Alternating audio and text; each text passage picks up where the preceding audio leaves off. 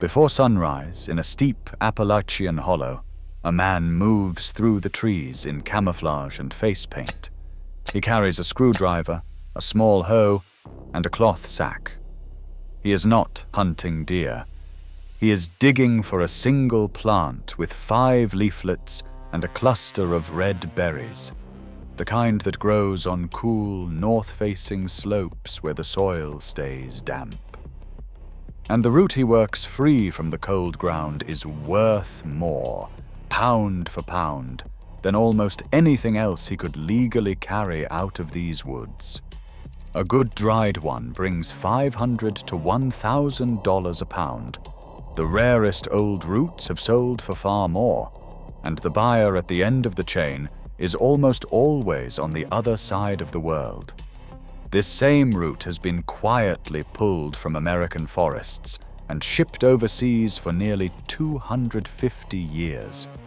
It grows within walking distance of millions of homes.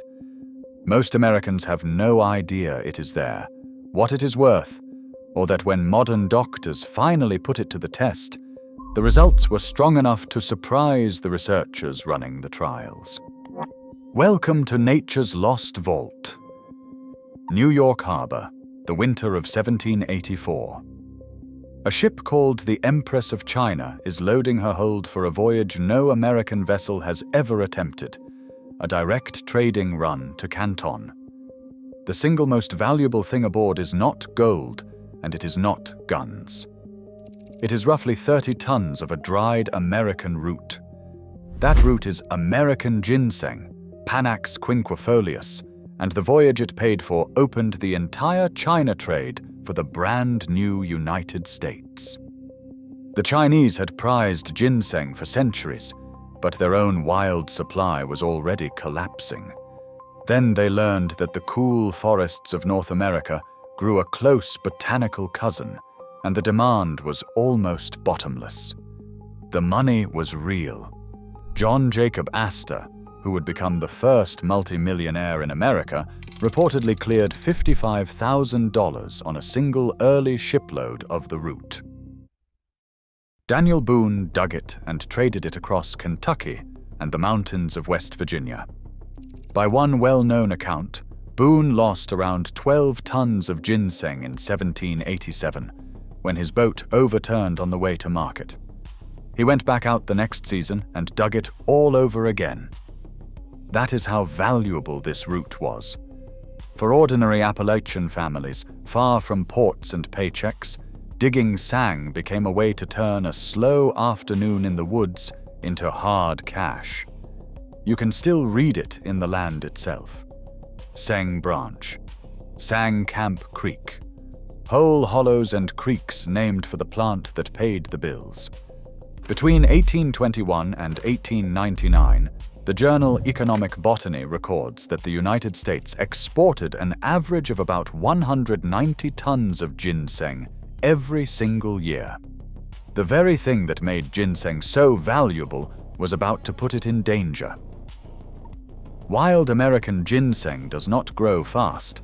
A plant needs around 5 years in the ground before it produces its first red berries, and the prized old roots people dig today can be decades old. That slow growth is the entire problem. When a poacher pulls a plant before it has dropped its seeds, he does not just take one root. He takes every plant that root would have started. And for most of the last century, almost nobody was watching. Hong Kong stayed hungry. Every year, somewhere between 60,000 and 160,000 pounds of wild ginseng left American forests, most of it bound for Asia. As prices climbed, more people went into the backcountry. In 2013, wild, dried root reached roughly $1,000 to $1,300 a pound, and the rush turned ugly. People dug on land that was not theirs, ripped up plants far too young to sell, and ignored the harvest seasons entirely. By comparison, cultivated root that farmers grow on purpose sells for around $50 a pound. So the wild stuff was worth roughly 10 times as much, and that gap is exactly what sent people into the woods at night with screwdrivers. In 1975, an international agreement called the Convention on International Trade in Endangered Species finally placed American ginseng under strict export controls. Today, most states allow digging only during a short fall season, only with a permit, and never inside national parks. The federal government routinely runs sting operations against illegal dealers. And here is the part worth sitting with. The diggers who take the real risk usually receive a small fraction of what the root sells for once it reaches a high-end shop in Hong Kong. The largest margins were always made somewhere else. But the story of this root is not only about money and law. While diggers and dealers fought over the price, medical scientists were quietly asking a different question. Forget what it is worth. Does it actually do anything to the body? That answer is the part of this story almost nobody has heard. At the University of Toronto, a researcher named Vladimir Vuksan ran some of the first careful human trials. In a study published in the Archives of Internal Medicine in the year 2000, his team gave people 3 grams of American ginseng about 40 minutes before a sugary drink. In both healthy volunteers and people living with type 2 diabetes, the root lowered the spike in blood sugar that normally follows a heavy meal. Later trials at St. Michael's Hospital tested it as an add-on for people already managing their diabetes with medication. If your own blood sugar is something you watch every single day, that is not a folk tale. That is a measured result. Then there is the cold that knocks you flat every winter. In a randomized trial published in the Canadian Medical Association Journal in 2005, an extract of North American ginseng reduced how often people caught colds across the season.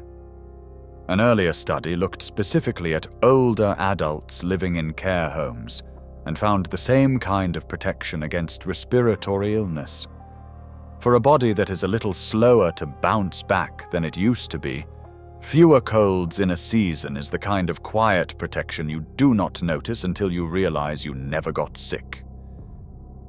And the most surprising result did not come from a blood sugar lab or a cold study at all. At the Mayo Clinic, working with the North Central Cancer Treatment Group, a researcher named Deborah Barton ran a trial on 364 people living with the deep exhaustion that follows cancer and its treatment. Half received 2,000 milligrams of pure Wisconsin ginseng each day. Half received a placebo. After 8 weeks, the ginseng group showed about a 20-point improvement on a 100-point fatigue scale, with no meaningful side effects. The results were published in the Journal of the National Cancer Institute in 2013. But one detail mattered most. It only worked when the ginseng was the pure, dried root. The cheaper commercial material processed with alcohol did not do the same job. Here is the irony that ties the whole story together. The ginseng the world fought over, the one Chinese buyers often prize above their own, is the American species. In traditional Chinese medicine, the American root is considered cooler and gentler than the Asian kind, better suited to the heat and dryness of older age, which is part of why it commanded such a price. And the active compounds behind all that modern research, a family of molecules called ginsenosides, sit in their highest concentrations in those slow-grown roots. Yet most of the ginseng America actually sells today is not dug from the wild at all. It is grown on purpose, under black shade cloth, in the sandy soil of central Wisconsin, where one county, Marathon County, grows most of the nation's crop. You are allowed to grow it. You are allowed to buy it. It is mainly the taking from the wild that the law now guards, because the wild plant very nearly did not survive us. So go back to that man in the hollow before sunrise, working a root out of the cold ground in the dark. He is not chasing a superstition. He is after one of the most studied, most valuable, and most sought-after plants in North America, the same root that paid for the first American voyage to China and still grows in the shade behind millions of homes. The difference now is that you do not have to slip through the woods at night to have it. You can press a few seeds into the deep shade of your own trees, wait, and let the forest do what it has always done. Slowly, patiently, it grows something worth more than gold. If this vault changed how you see the woods behind your own house, subscribe to Nature's Lost Vault, and the next one will be waiting for you when it opens.